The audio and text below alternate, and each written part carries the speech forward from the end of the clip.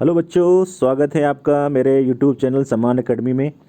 और मैं आज जो ये वीडियो है इसमें मैं कुछ कॉमन सब्सटेंस हैं जिनके मैं पीएच के बारे में बताऊंगा। तो ये जो टॉपिक है आपका ये जनरल केमिस्ट्री से रिलेटेड है, या ये कह सकते हैं जनरल साइंस से रिलेटेड है, जिसमें क्या होता है कि बच्चों को पता नहीं होता है कि एग्जैक्टली जो आपका कंपाउंड है या जो आपका सब्सटेंस है उसकी पीएच वैल्यू क्या है।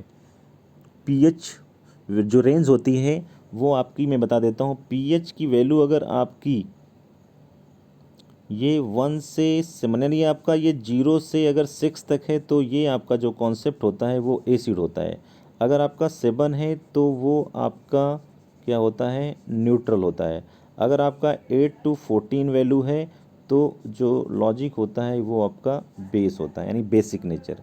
तो ये आपका जो कॉन्सेप्ट होगा ये एसिडिक होगा, और ये जो कॉन्सेप्ट आपका होगा ये आपका बेसिक होगा। तो चलिए बात कर लेते हैं जो आपके कुछ सब्सटेंस हैं उनकी पीएच वैल्यू के बारे में। अगर हम बात करते हैं कि आपका हाइड्रोक्लोरिक एसिड, तो जो हाइड्रोक्लोरिक एसिड होता है इसकी जो पीएच वैल्यू होती है ये 0.0 होती है। ये पहला आपका। अगर हम दूसरा बात करते हैं कि आपके जो बैटरी में एसिड होता है, इस बैटरी में जो एसिड है आपका उसका 0.5 रहता है आपका।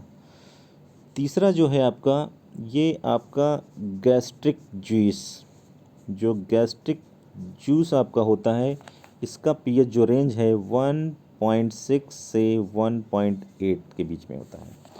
इसके बाद अगर बात करते हैं चौथा, अगर आपका आता है, अगर ये आपका लेमन जूस की अगर बात करते हैं तो लेमन जूस का जो पीएच होता है ये आपका 2.0 से 2.3 की रेंज में होता है। तो ये इसके बाद आपका जो फिफ्थ नंबर आएगा, फिफ्थ नंबर में हम लेते हैं जो भी आपकी सॉफ्ट ड्रिंक्स होती हैं। पता होगा बच्चों आपको सॉफ्ट ड्रिंक्स के बारे में। सॉफ्ट ड्रिंक्स का जो पीएच होता है वो जो रेंज होती है वो 2.0 से 4.0 के बीच में होती है। इसके बाद आपका जो सिक्स नंबर आता है ये आपका आता है विनेगर। विनेगर का जो रेंज होता है वो आपका होता है 2.4 से लेकर के 3.4 के बीच में, ये आपका विनेगर का पीएच।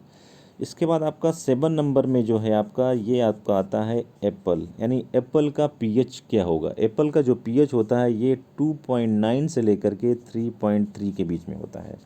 इसके बाद जो आपका नेक्स्ट आएगा, नेक्स्ट में क्या होता है आपका आता है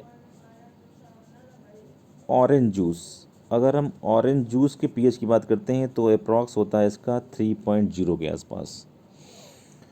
इसके बाद आपका जो नेक्स्ट आएगा 9 नंबर, स्ट्रॉबेरीज़। स्ट्रॉबेरी जो आपका होता है इनका 3.0 से आपका 3.5 के बीच में होता है। ये जनरल साइंस है आपका।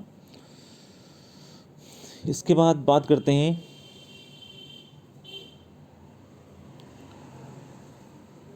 इसके बाद आपका आता है पीचेस। अगर हम पीचेस की बात करते हैं तो पीचेस का जो होता है ये आपका 3.5 के आसपास होता है। इसके बाद आपका जो नेक्स्ट आएगा वो आपका आता है सोडा वाटर। सोडा वाटर का जो पीएच होता है वो अप्रॉक्स 3.8 के आसपास होता है।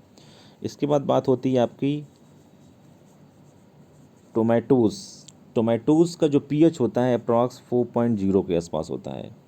इसके बाद अगर बात करते हैं बियर का जो पीएच होता है, बियर का पीएच होता है 4.0 से 4.5 के आसपास। इसके बाद आपका आता है बनानास। जो बनाना होते हैं उनका पीएच क्या होता है 4.5 के आसपास होता है। आपका जो पम्पकिन है, पम्पकिन का जो पीएच होता है ये अप्रॉक्स आपका 5.0 के आसपास होता है। इसके बाद अगर बात करते हैं कि आपका ब्लैक कॉफ़ी का पीएच क्या होगा, तो ब्लैक कॉफ़ी का जो पीएच होता है ये भी आपका 5.0 के आसपास होता है।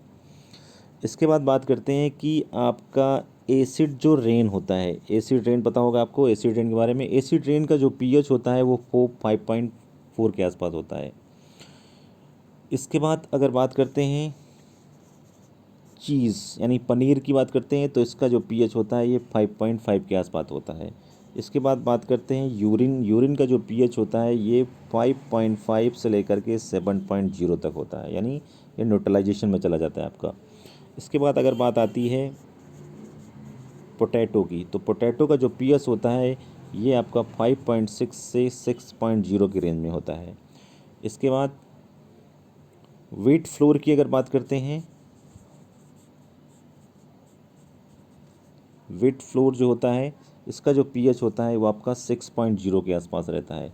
इसके बाद बात करते हैं कि आपका मिल्क का पीएच वैल्यू क्या होगा। मिल्क का जो पीएच वैल्यू होता है ये 6.3 से 6.6 के आसपास रहता है। इसके बाद अगर हम कॉर्न की बात करते हैं, कॉर्न पता होगा आपको बच्चों, कॉर्न का जो होता है वो 6.5 के आसपास रहता है। इसके बाद अगर आप बात करते हैं कि सी वाटर का पीएच क्या रहेगा, आपके सी वाटर का जो पीएच रहता है आपका वो अप्रॉक्स रहता है 8.4 के आसपास। इसके बाद आपका जो बोरेक्स होता है, इस बोरेक्स का जो पीएच होता है वो आपका होता है 9.0 के आसपास। अगर हम बात करते हैं कि मिल्क ऑफ मैग्नीशिया यानी मैग्नीशियम हाइड्रोक्साइड मैग्नीशिया का पीएच क्या होगा, तो मिल्क का मैग्नीशिया का पीएच होता है अप्रॉक्स 10.5 के अप्रॉक्स रहता है। अगर हम बात करते हैं कि अमोनिया यानी जो हाउस होल्ड अमोनिया रहती है उसका पीएच रेंज क्या रहेगा, उसका रेंज रहता है 11.5।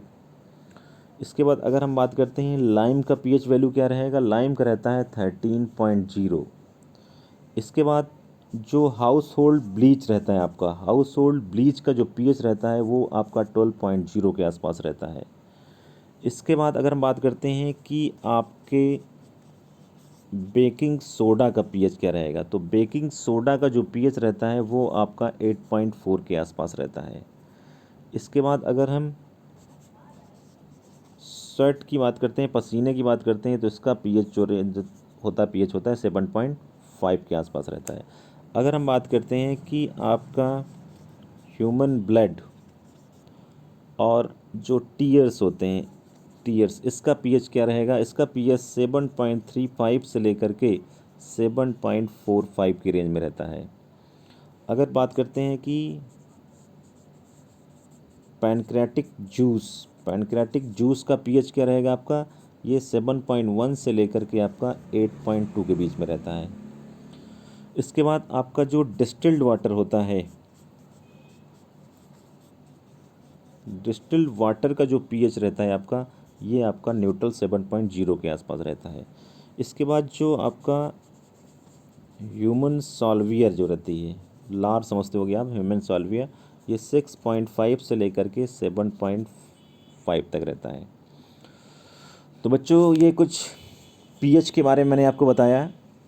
इसके बाद और ज़्यादा कंटेंट के लिए, स्टडी मटेरियल के लिए, जनरल केमिस्ट्री से रिलेटेड या जनरल साइंस से रिलेटेड स्टडी मटेरियल के लिए आप मेरा चैनल लाइक कर सकते हो और सब्सक्राइब कर सकते हो। धन्यवाद। Thank you very much.